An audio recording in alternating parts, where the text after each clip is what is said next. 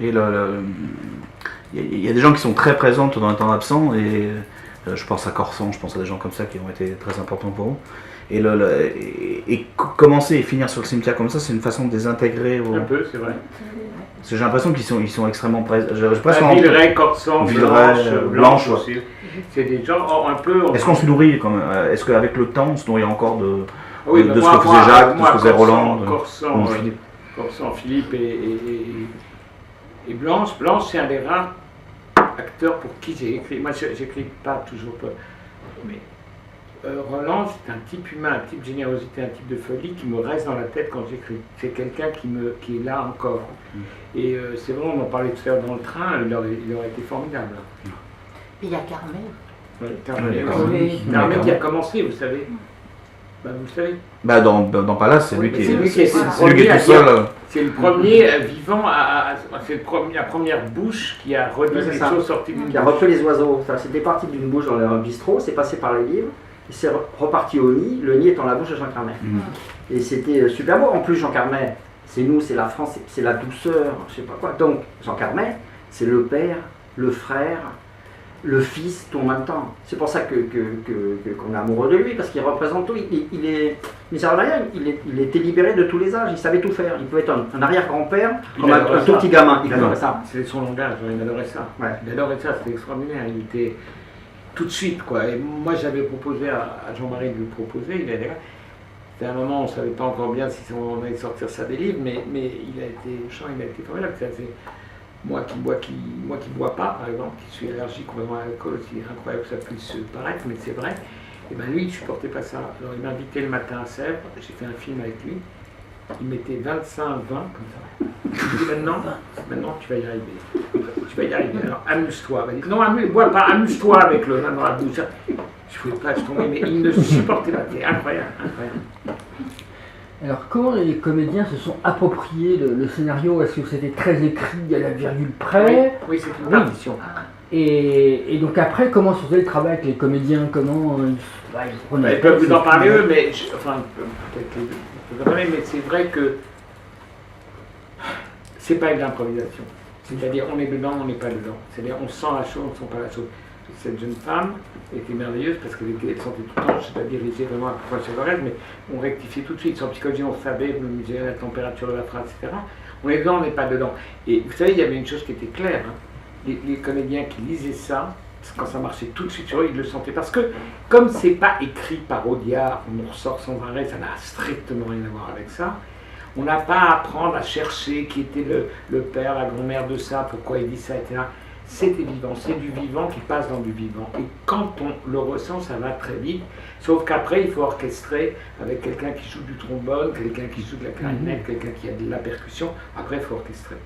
Et la direction d'acteur, elle a été un peu comme ça, non? Ouais, c'est un rythme. C'est un rythme.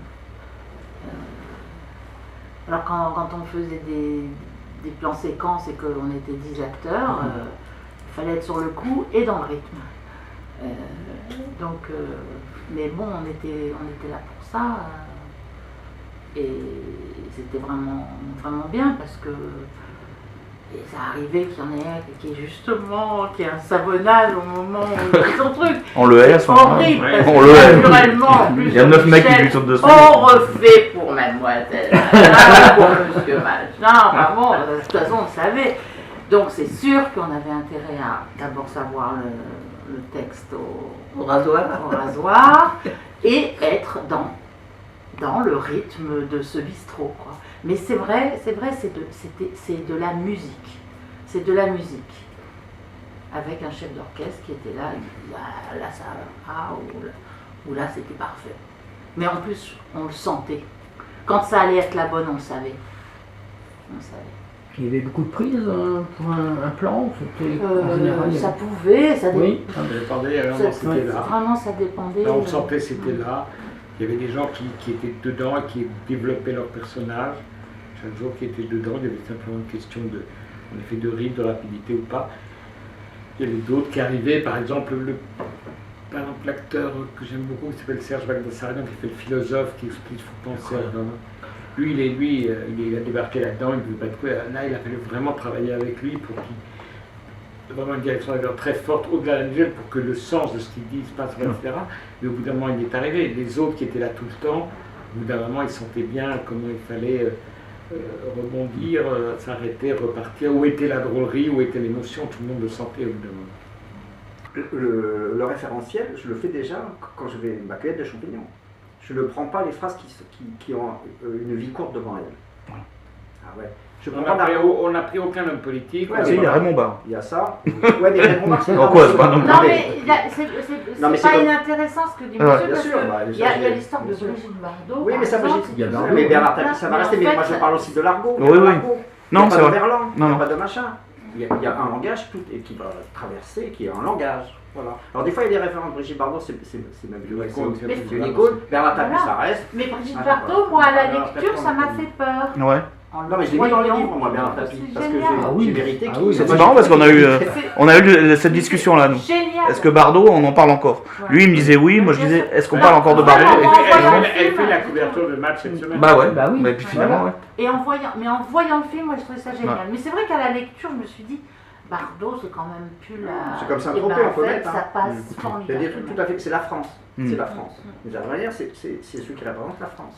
Mais il y avait quand même il y avait quand même dans les mains beaucoup de choses directes sur SRG de Right. On n'a pas mis d'hommes politiques, on n'a pas mis. Non, il n'y en a pas, ça marche pas. On les oublie, on s'en fout, les hommes Mm. politiques. C'est ce Je que me c'est souviens, gauche. là. Dire, franchement, François Hollande dans les bars, ils n'en parlent pas, les gens. Ils ont parlé de ses lunettes.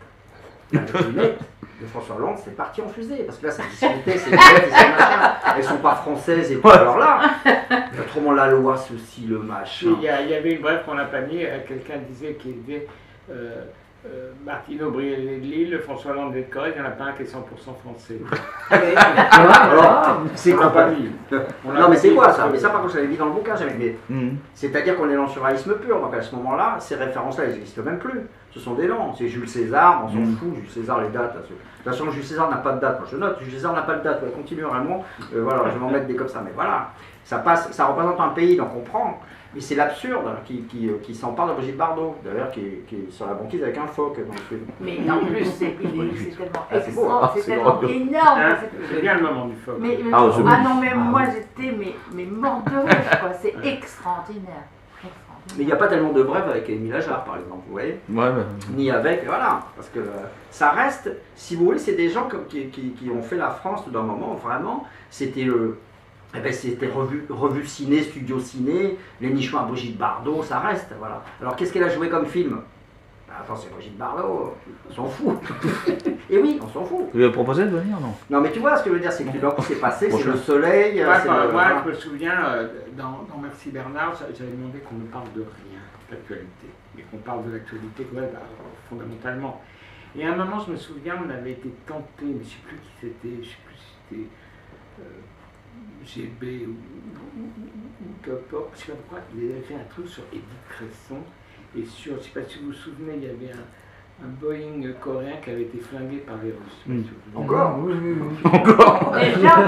Déjà. Qu'est-ce qu'ils ont contre les Coréens? Pour les avions. Contre les avions, en général.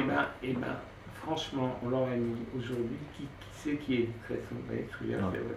Donc on n'a jamais, on est resté dans. Par contre, merci Bernard, ce que fait Jacques sur la construction européenne, où le type est dans un état avancé, ça peut encore fonctionner aujourd'hui, je crois. Même s'il n'y a pas d'homme politique, c'est quand même un film politique. Bien sûr, Oui, bien sûr. bien sûr. Ah, Ça, c'est Ah, vrai. absolument, absolument. Absolument. Mais politique, poétique. Et puis c'est quand même Non, c'est juste.